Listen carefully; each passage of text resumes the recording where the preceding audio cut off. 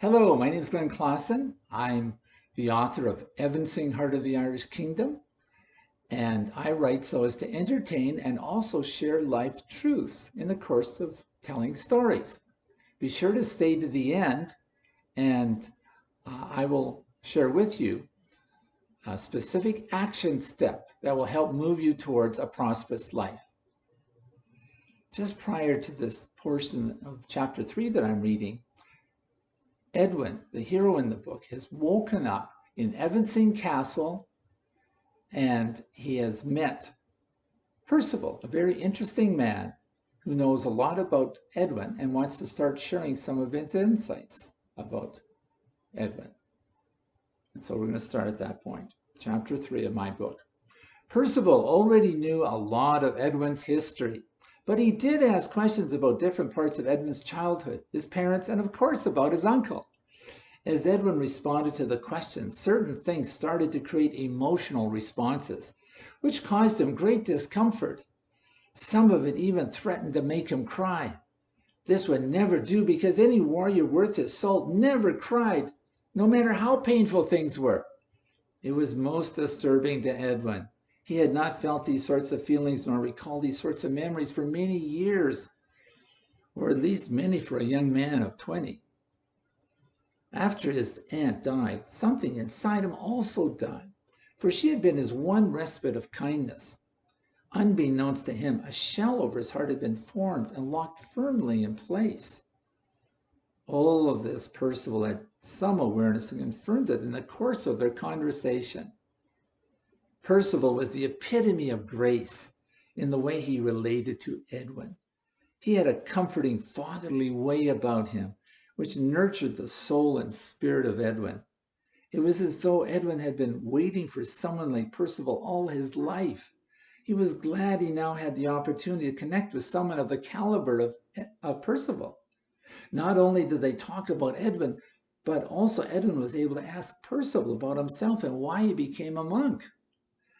Percival, as it turns out, was quite a roustabout in his early years. He had been a warrior with a notorious chieftain in the west of Ireland. The chieftain was known for being cruel and ruthless in his conquests. Percival had been his commanding officer and had initiated many atrocities in his own right. One night, 12 years ago, he got separated from his men and was on the wrong end of a chase. Over 20 men were howling for revenge as they chased a man who had brought them much pain during the past 3 years. A man on a white horse appeared just in front of him. He motioned to Percival to jump on. The horse leaped to an effortless gallop through a tortuous terrain while Percival hung on for dear life. After about an hour, they had traveled about 30 miles and were now several miles inside friendly territory. This was, of course, impossible by normal horse travel. The rider said this was as far as he would take him. After landing on the ground, the horse and rider rode away without a further word. Percival knew he would never again conduct war the way he had done it before. After a while, he was known for his generosity with the enemy. This led to disputes with his chieftain and other commanders who preferred the previous way of warring. One night, undetected, he left his army camp and headed east until he came to the monastery. There he had spent the past 10 years. Edwin drank all this in and then said to Percival, "How did you feel when you were on the horse?" Serenity unlike anything I'd ever experienced before. Indeed, I kept thinking over and over about how I felt so much peace. It stayed with me for months, and then it began to wane. Finally, I just knew I had to leave everything and find that peace. Jaffa came to the door to let the two men know it was now time for the lunch with the king and others. Both men were surprised to realize that time had flown by. In some ways, it seemed like they had only spoken for moments and had only touched the surface on a few things. On the other hand, they knew they had both created new links of friendship, which would benefit them both. Percival sensed that in Edwin there was a sensitive soul waiting to be accepted and loved. The reason I shared this today is because it covers an area where most of us have experienced unresolved pain that has resulted in a shell being formed over our hearts and locked in place. Now, Edwin recognized he needed help, and he realized that Edwin was the person to help him resolve this pain.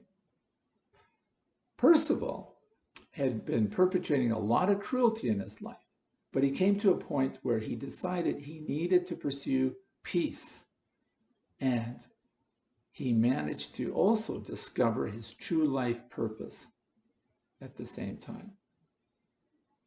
I'd like to now read that life or that specific action step over you. May you discover the right person or persons who are called to bring you healing and peace in your soul. And as you do so, may you find your true life purpose. Be sure to check out the Amazon links for my book. Subscribe to the video and also comment, like, and share on social media.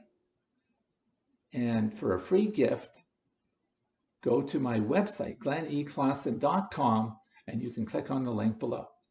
Until next time.